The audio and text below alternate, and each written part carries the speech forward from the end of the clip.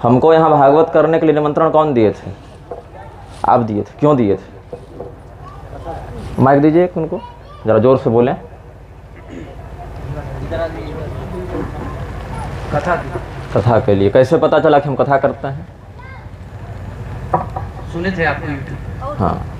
और हम ही को क्यों बुलाए आप? कथा तो बहुत लोगों की सुने होंगे, क्यों हमको बुलाए? शास्त्रीय परंपरा। शास्त्रीय परंपरा के लिए। तो कल इस मंच के सामने जो रात को हुआ है वो शास्त्रीय है कि अशास्त्रीय है, ये बताइए। तो क्यों आप नहीं रुकवाए? मैं तुरंत आके बताया, तुरंत मैं था नहीं, पिताजी भी रायबरेली रात में। मेरे भागवत मंच पर कोई हड्डी खून चमड़ी का व्यक्ति नहीं बैठा है। कोई भी व्यासपीठ हो, उस पर जो आचार्य उपस्थित होते हैं उनको सुखदेव और व्यास का स्वरूप मानते हैं। और वहां पर क्या कहा जाता है? शुकरूप प्रबोधज्ञ सर्वशास्त्र विशारद एतत् कथा प्रकाशेन मद ज्ञानम विनाशय, कि आप सभी शास्त्रों में निपुण सुखदेव स्वरूप हैं। इस श्रीमद् भागवत रूपी कथा का प्रकाशन करके आप मेरे अज्ञान का विनाश करें। 5 दिन से हम जो बता रहे हैं लोगों को, धिक्कार है हमको कि हम अज्ञान का विनाश नहीं कर पा रहे हैं। पहले दिन महात्म्य में हम समझाए कि परीक्षित जी को उद्धव जी ने कथा नहीं सुनाई, दिग्विजय करने भेजा ये आदेश देकर कि कलयुग विघ्न करेगा, अनुष्ठान में दिक्कत हो जाएगी, इसीलिए कलि निग्रह माचर, कलयुग का निग्रह करो। और आपको मैं व्यक्तिगत रूप से नहीं कह रहा हूं, मैं सबको सामूहिक रूप से कह रहा हूं। बस पहचानता आपको, इसलिए आपको उपलक्षण में रखा है, क्योंकि ये सबों के लिए है मेरा वचन। और मैं यहां पर अपने जीवन के 7-9 दिन देकर आया हूं, जिसमें 1 सेकंड आपने हमको नहीं दिया। मेरे जीवन की प्रत्येक श्वास ईश्वर ने हमें दी है, और ईश्वर ने हमको इसलिए नहीं दी है कि हम लोगों का मनोरंजन करें और प्रदीप के जैसा टोटका बताएं, अनिरुद्ध के जैसा चुटकुला बताएं, इसके लिए नहीं दिया है। और मेरे विरोधियों को मेरे चरित्र में, मेरे आचरण में एक दोष की बस प्रतीक्षा है कि कैसे इसके जीवन में एक गलती हम देखें और फिर सारे लोग हावी हो जाएं। और मेरा फोटो लगाकर श्रीमद् भागवत का नाम लेकर सामने बिल्लो रानी और मैं शराबी तू शराबी पर नाच होगा लड़कियों का, और वो अगर वीडियो को डाल दे कहीं पर, तो क्या मेरी प्रतिष्ठा रहेगी? ये भागवत महापुराण कोई किताब नहीं है, अखबार नहीं है कि स्याही से छाप दिए आप। भगवान हम लोगों पर कृपा करके उद्धव जी के सामने अपने वैष्णवी तेज को इसमें प्रतिष्ठित किए हैं।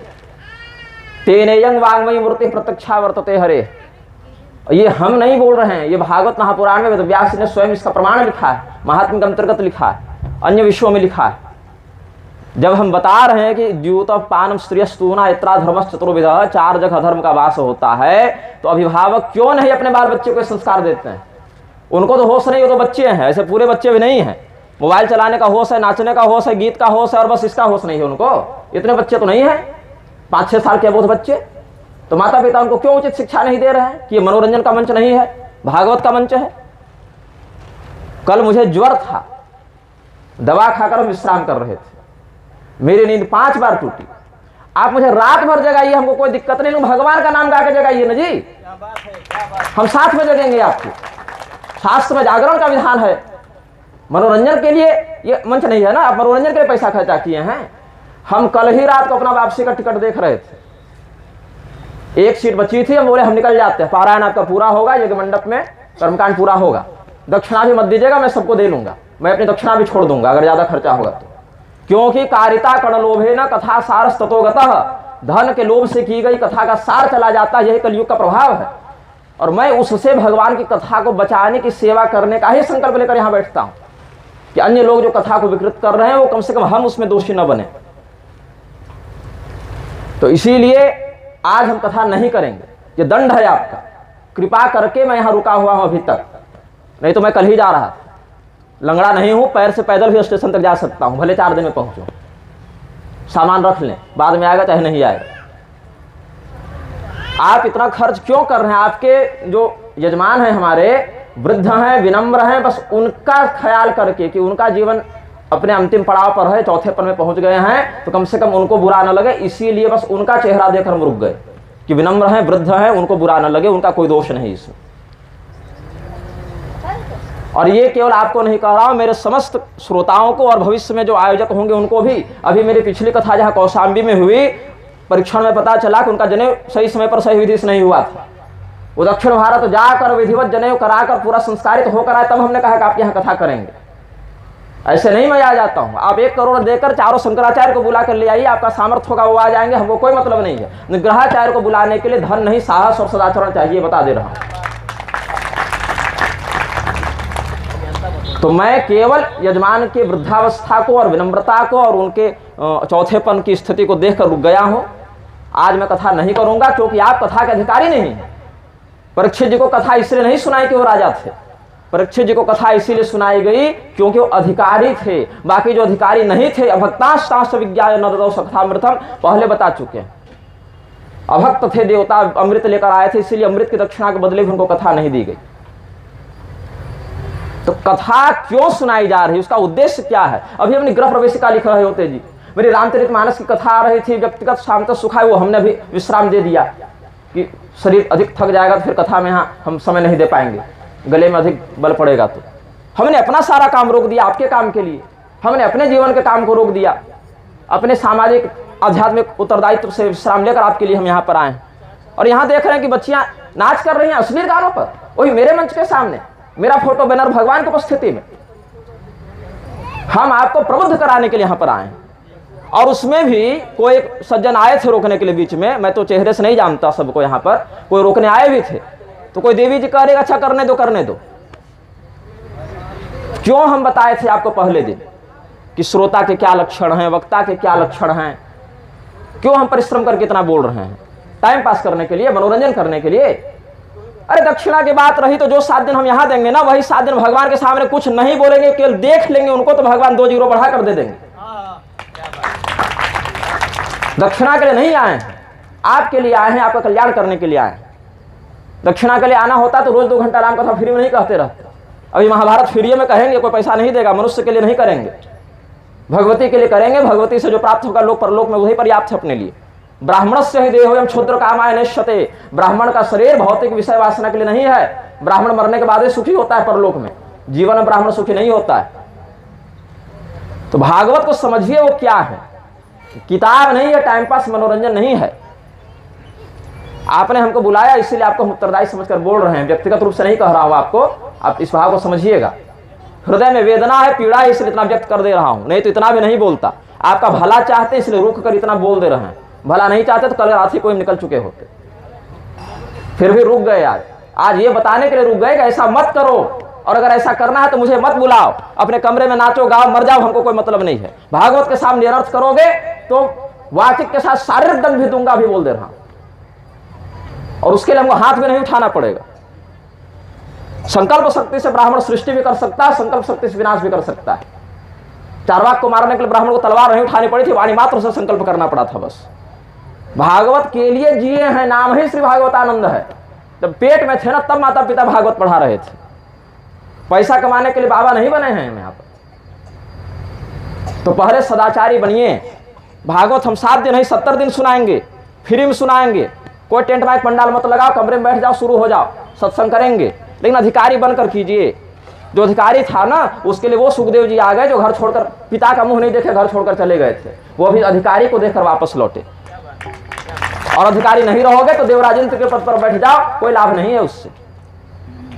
पुनः ऐसा प्रमाद नहीं होना चाहिए। और कल जो कुकर्म किए हैं उसके प्रायश्चित में 3 घंटा कीर्तन कीजिए, जो कथा का समय है, कीर्तन करवाइए इन लोगों से, सबसे। भाई यमराज, हम अपने कुकर्म से बदनाम हो, समझ में आता। भैया तुम्हारे कुकर्म से मेरा माथा क्यों झुके? कि निग्रहाचार्य कैसा आदमी है, सबको गाली देता है, देखो उसके मन पर ये हो रहा है, यही लोग कहेंगे फिर। तो आपका कल्याण चाहने के लिए हम रुक गए, इतना बोल दिए। बाकी पारायण पूरा हो रहा है आज का, और आप लोग कीर्तन करवाइए। वो आधे घंटे का जो 30 मिनट का गलत हुआ ना, उसके बदले आप 3 घंटा कीर्तन कीजिए, मध्यम स्वर में भगवान के प्रति क्षमा प्रार्थना करते हुए कीर्तन कीजिए।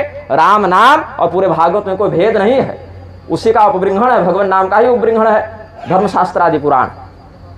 जो हम कह रहे हैं उसको हृदय से समझिए, बच्चों को समझाइए। खाली नारेबाजी करने से और रैली निकालने से हिंदू का उद्धार नहीं होगा। शरीर से, चमड़ी से दुर्योधन भी हिंदू ही था, रावण भी हिंदू ही था, शिव जी की खूब पूजा करता था, लेकिन राक्षस कहलाया, अधर्म का पक्ष कहलाया। भाई मैं शारीरिक रूप से थका हुआ हूं, अस्वस्थ हूं, थोड़ा मौसम की भी कुछ मार है, ठंडी अधिक है, इतनी यात्राओं में रहता हूँ, मौसम पानी बदलता है, गले पर असर भी है, काढ़ा पी पी कर कथा कर रहा हूँ आपके लिए, अपना ग्रंथ लेखन छोड़ दिया हूँ, अपना नित्य स्वाध्याय नित्य प्रवचन से विश्राम ले लिया हूँ। उसके बाद ये हाल है कि जिस मंच पर बैठकर हम श्रोता और वक्ता के लक्षण बताएं, एक एक श्लोक पढ़ पढ़ के विधान से, 5 दिन जाते जाते ये दुर्बुद्धि हो गई मन में, तो धिक्कार हमको है फिर कि हम कैसा बता रहे हैं कि आप नहीं समझ पा रहे हैं। तो इस बात को बहुत गंभीरता से सुनो, समझो और सुधार करो। और अगर हमको सुधार दिखेगा तब कल करेंगे, और नहीं सुधार दिखेगा तो भूल जाओ कि कोई निग्रह इस गांव में आए थे कभी। 5 दिन सुन लिए हमारे मुंह से, वो भी किसी जन्म का पुण्य था जितना मिल गया, नहीं तो ये भी दुर्लभ है।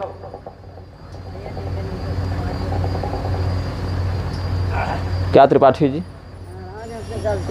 आप लोग से गलती थोड़ी हुई है, आपसे गलती होती, आपसे गलती होती तो कल हम चल गए रहते। आप ही कारण रुके हुए हैं, गलती क्षमा करो। आप ही के कारण रुके हैं। आज हमको मत बोलिए मुझे क्या करना है, क्योंकि मैं इस मानसिकता में नहीं कि उस समर्पण से मैं कह सकूं। मैं भागवत के अपमान से व्यथित हूं, उसका पहले प्रायश्चित कीजिए, फिर आगे कथा सुनिए। प्रायश्चित स्वरूप हमने कहा है 3 घंटा कीर्तन कीजिए, इसके अतिरिक्त और मेरे पास कोई समाधान नहीं है। जिद मत कीजिए, जो कह रहे हैं सो कीजिए। कल्याण को उपदेश करना मेरा काम है। तो पहले जो हुआ है उसका जो समर्थन किए हैं, जो कृत्य किए हैं, पड़ोसी आपकी बात मान नहीं रहा, आप हमको बता रहे हैं कि हमको क्या करना है नहीं करना है। तो जो कह रहे हैं उसको पहले कीजिए, पूर्ण समर्पण से, भक्ति से, हृदय में किए अपराध को ग्लानि से समझते हुए भगवान से क्षमा मांगिए। 3 घंटा कीर्तन कीजिए, 1 पहर कम से कम, 8 पहर होते हैं ना, 1 पहर कह रहे हैं, ये नहीं कह रहे 24 घंटा खंड कर दीजिए। 3 घंटा बढ़िया से कीर्तन कीजिए, मन में ही कीजिए, जोर से बोलने में तकलीफ होगी तो, वाणी में छाले हो गए होंगे तो मन से कीजिए, लेकिन उस भाव को समझ कर कीजिए। और अभी है आपके पास समय पर्याप्त, हम आपको कथा सुना कर जाएंगे पूरी, लेकिन तब जब लगेगा कि हाँ अधिकारी हैं।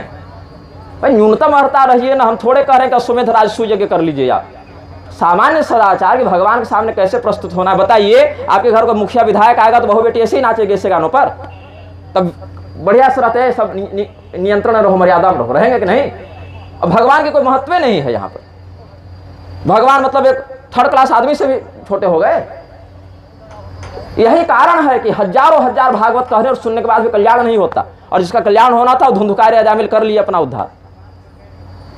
तो इसीलिए जो कह रहे हैं उस पर गंभीरता से चिंतन करो, प्रायश्चित करो, और फिर कल शुद्ध मन से हम भी कथा करें और आप भी कथा सुने। हो सकता है एक दिन और अधिक कथा कर दे, जो क्षतिपूर्ति उसके लिए 29 तारीख को भी कर दूं कुछ 2 घंटा बैठ कर ऐसे ही कुछ जो विषय हो समझा दूंगा।